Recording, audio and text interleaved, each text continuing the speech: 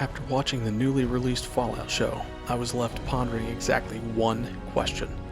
Why was Fallout so good? You gotta be fucking kidding me. Fallout has received insane internet praise following the release of its 8-episode season. Why? In an era of poorly written movies, mediocre shows, and overall poor quality cinema, did Fallout strike such a literal goldmine? With other successful franchises plummeting in value and stock, how did Fallout hit a home run? Sit back, relax. Warning, there are spoilers ahead.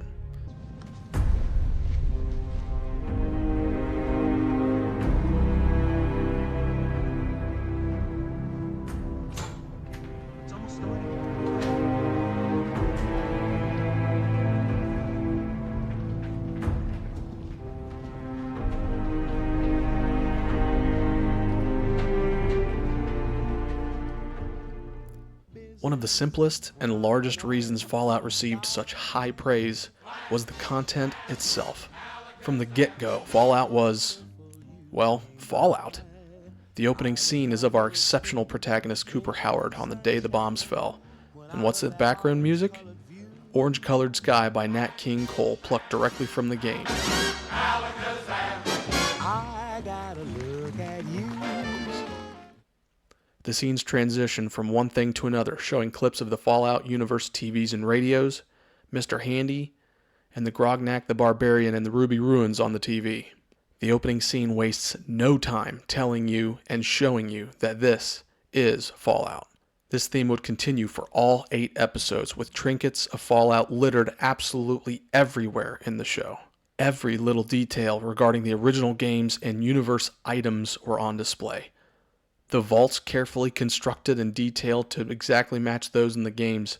Product placements such as sugar bombs, potatoes and corn, rad roaches, the wasteland itself, weapons such as the junk jet, also known as the rocket launcher, medical items like stim packs and Radaway, the wardrobes and character styling, and much, much more were on full display and perfect down to every last detail.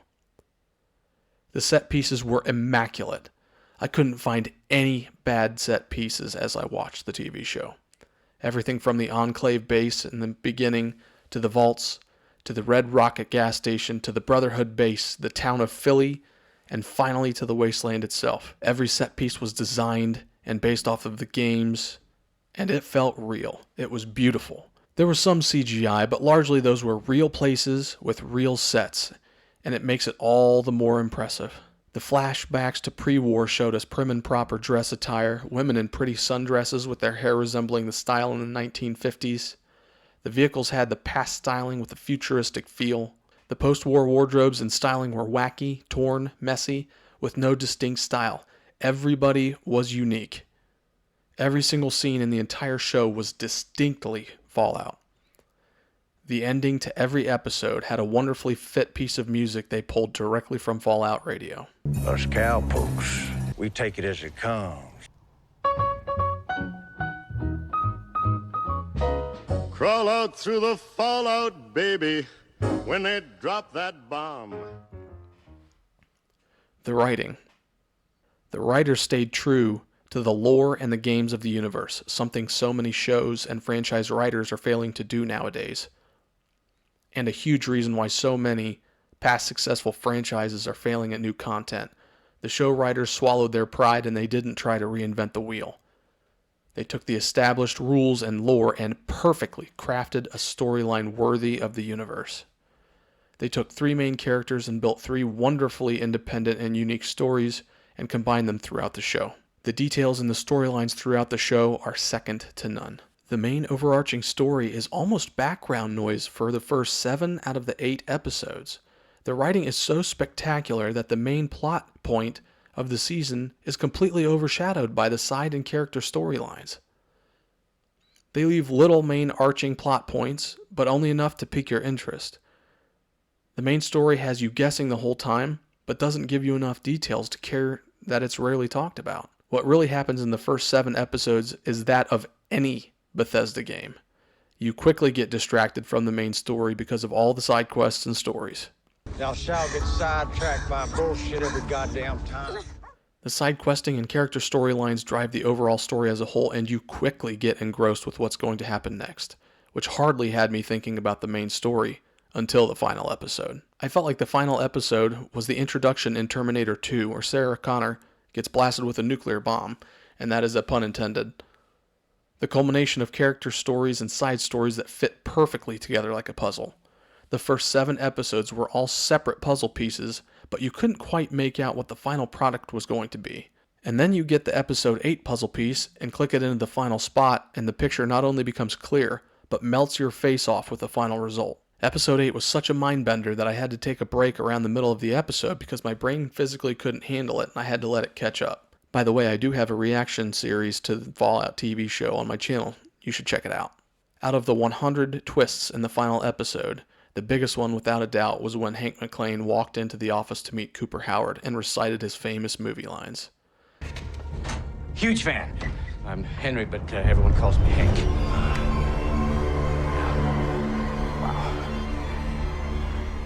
I'm not sure how, but the writers managed to make me gasp in complete horror, giving me the most emotionally damaging reaction to a show that I can remember. This plotline alone made the entire show have a massive payoff watching it. These writers and Jonathan Nolan really made something special, although plot twists are a Nolan specialty. The character storylines carry the show hard. Cooper Howard, the Ghoul. You want another autograph, young Henry? Feo fuerte y famo. Where's my fucking family? Cooper Howard was quickly established as the level 50 plus character with maxed out special traits, rocking a 15 charisma build. War hero, movie star, it seems as if he has no ability to improve or develop through the series. The real-life gunslinging marksman, Cooper quickly wins over the watcher with his sarcastic and witty remarks while in combat. Well, I guess basic training ain't what it used to be. You drive that thing like a fucking shopping cart. He doesn't care one bit and won't hesitate to destroy a town with slow-motion action VATS shots and taking on Maximus with a T-60 power armor suit 1 versus 1.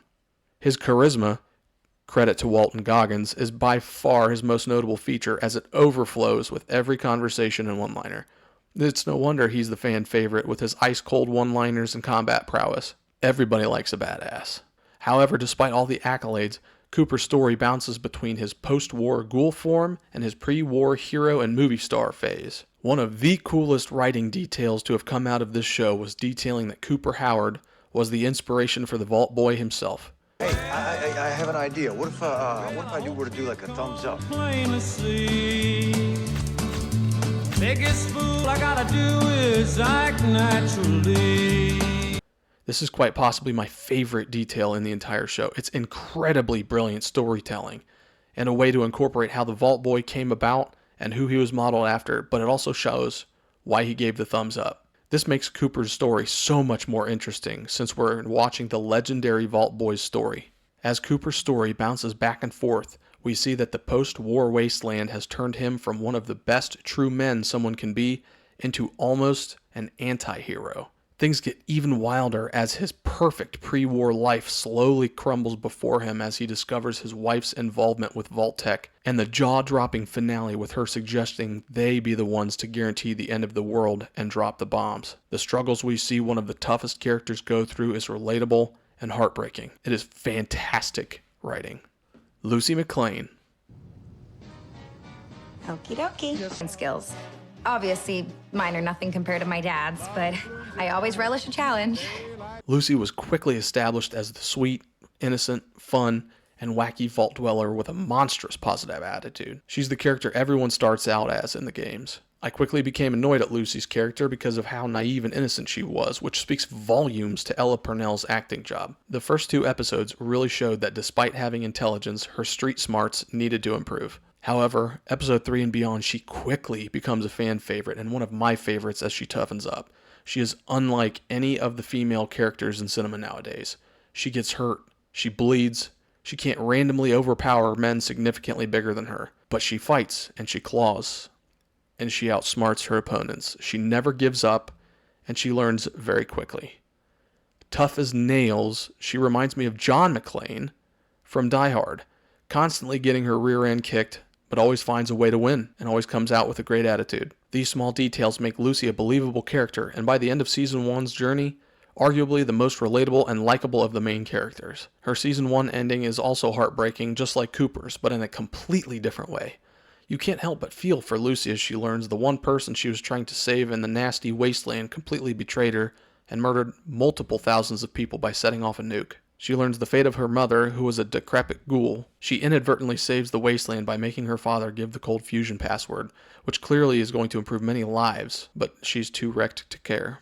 I liken Lucy to that of legendary female protagonists like Ripley from Alien and Aliens, Sarah Connor from Terminator 2, Evelyn from The Mummy, Black Widow from the Marvel movies. Feminine, pretty, and she's no Mary Sue. She's earned every bit of respect that she deserves. Maximus.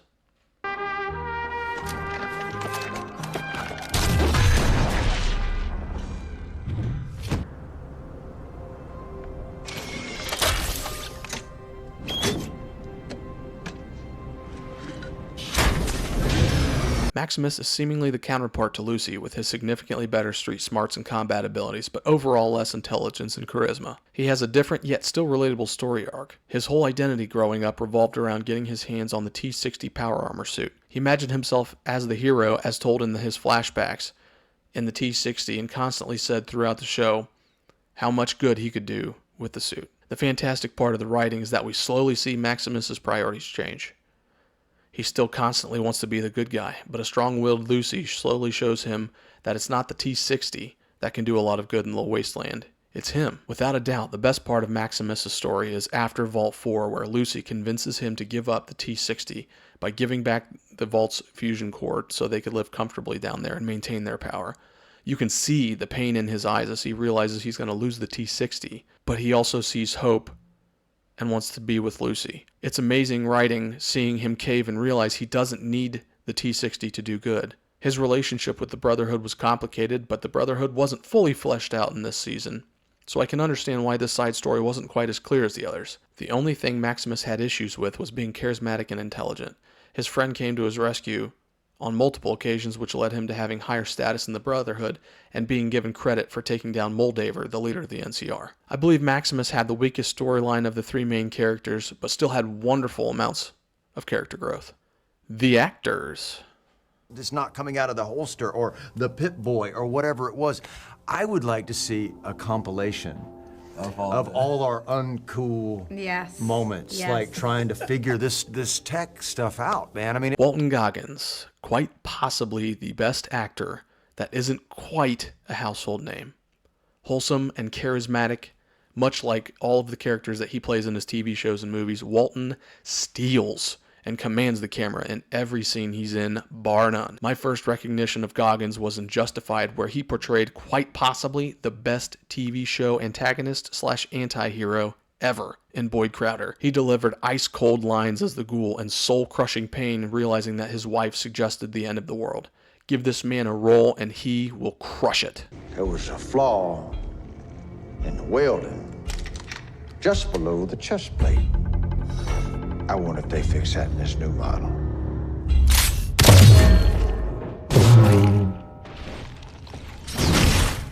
I guess not.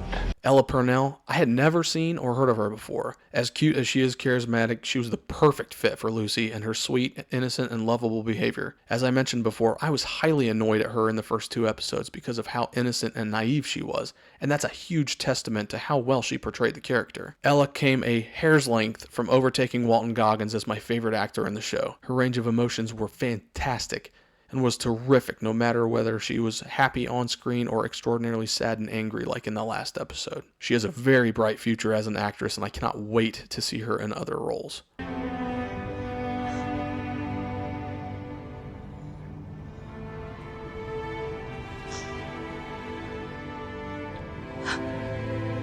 Lucy. She's lying, Lucy. Like Ella Purnell, Aaron Moten was unknown to me. I can't say I've seen him in anything other than this show. One of Aaron's best qualities was his ability to portray the torn and emotionally conflicted and sometimes goofy Maximus. Aaron is an excellent young actor who knows how to display the exact emotion his character is feeling. At points in the show, he really made the confusion from Maximus prevalent while he expertly shifts into battle-ready modes such as on the bridge with the cannibals. His chemistry with all the other actors on screen was outstanding and was only bested by his fun-loving nature in some of the casting interviews I saw with him in the main cast. He too has a bright career ahead and really nailed what his character was supposed to portray. Let me go! Let me go!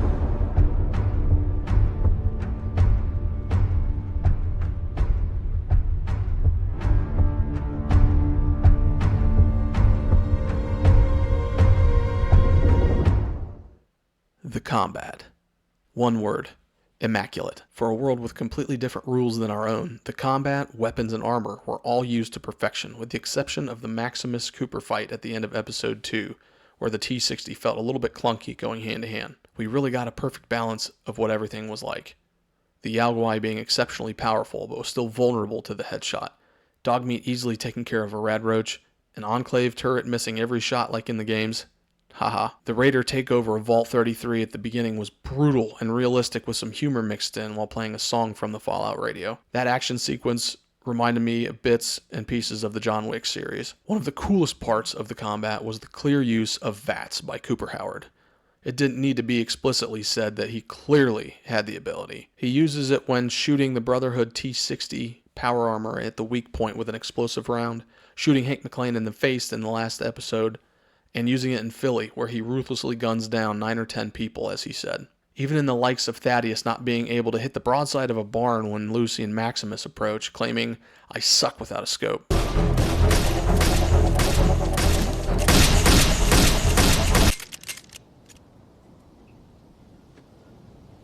God, I suck without a scope.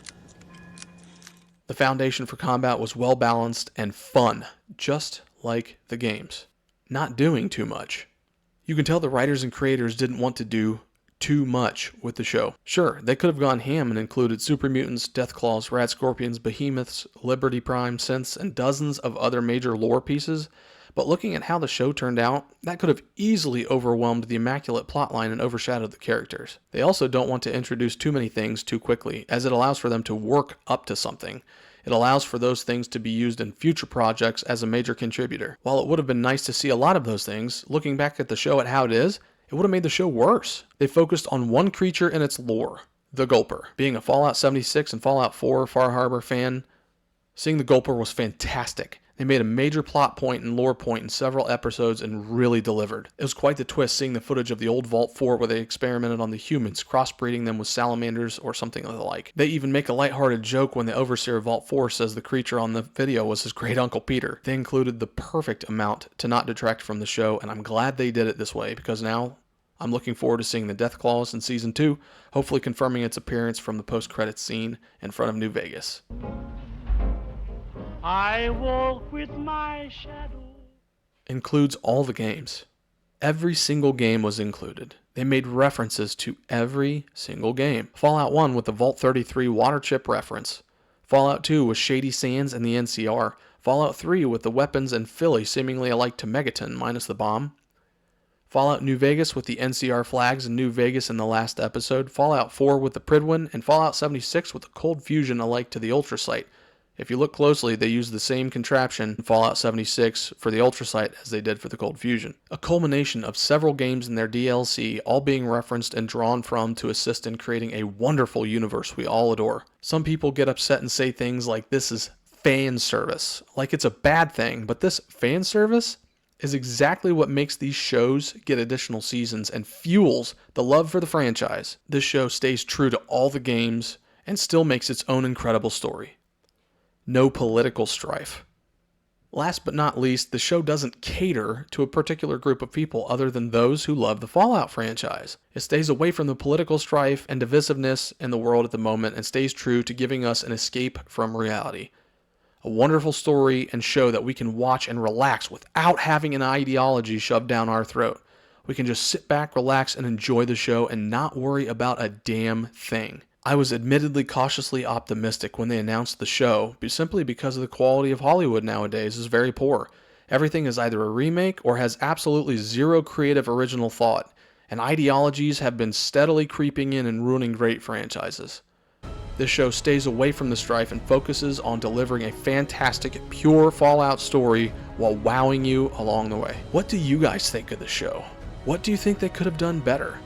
I personally don't think they could have done much better, if anything. This will forever be rewatchable and a cult classic show. It brings together both gamers and people who have never touched the games as fans, and straight up embarrasses other more recent TV shows and movies. The Fallout TV show is an absolute masterclass of cinema. If you stuck around and enjoyed this video, liking and subscribing would be extremely generous, and I appreciate absolutely all of you. Or you can just hit that like button if you like Fallout. I can't wait for Season 2. Until next time.